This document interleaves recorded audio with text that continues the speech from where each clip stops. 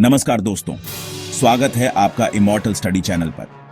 आज हम बात करने जा रहे हैं एक ऐसे फैसले के बारे में जिसने पूरी दुनिया की टेक्नोलॉजी और ऑटोमोबाइल इंडस्ट्री को झकझोर कर रख दिया है। जी हां, हम बात कर रहे हैं चीन द्वारा रेयर अर्थ मैग्नेट के निर्यात पर रोक लगाने के फैसले की। यह सिर्फ एक व्यापारिक फैसला नहीं है, इसके पीछे छिपा है भविष्य का जियोपॉलिटिकल गेम।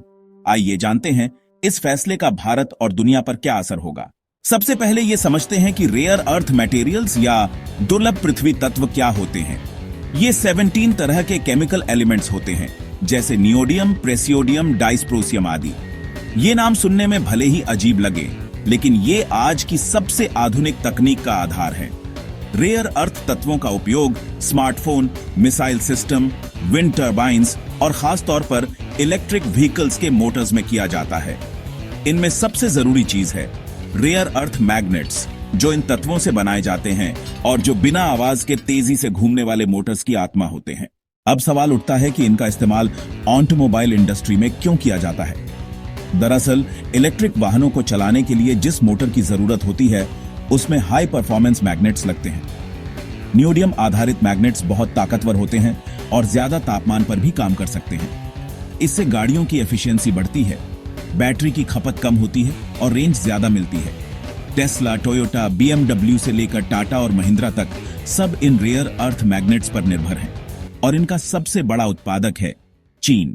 अब बात करते हैं चीन के उस फैसले की जिसने सबको हैरान कर दिया।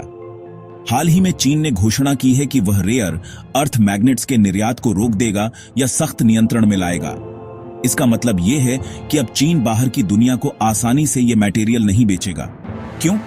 इसका सीधा संबंध है जियोपॉलिटिक्स से।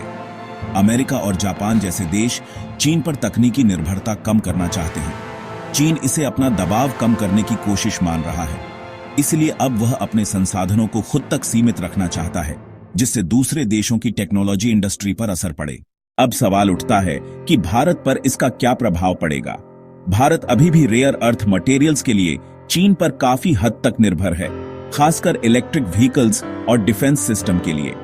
अगर सप्लाई बंद होती है तो भारत की ईवी इंडस्ट्री को झटका लग सकता है, लागत बढ़ेगी, प्रोडक्शन धीमा हो सकता है और आत्मनिर्भर बनने की राह कठिन होगी। तो क्या भारत के पास कोई विकल्प है?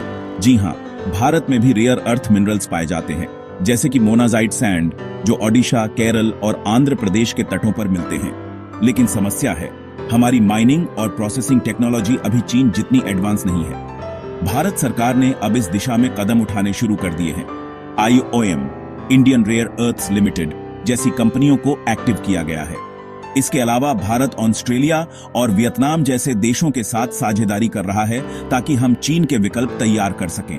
साथ ही भारतीय वैज्ञानिक अब रेयर अर्थ के विकल्प जैसे फेराइट मैग्नेट्स या नैनो कंपोजिट मैग्नेट पर रिसर्च कर रहे हैं ताकि हम पूरी तरह आत्मनिर्भर हो सकें।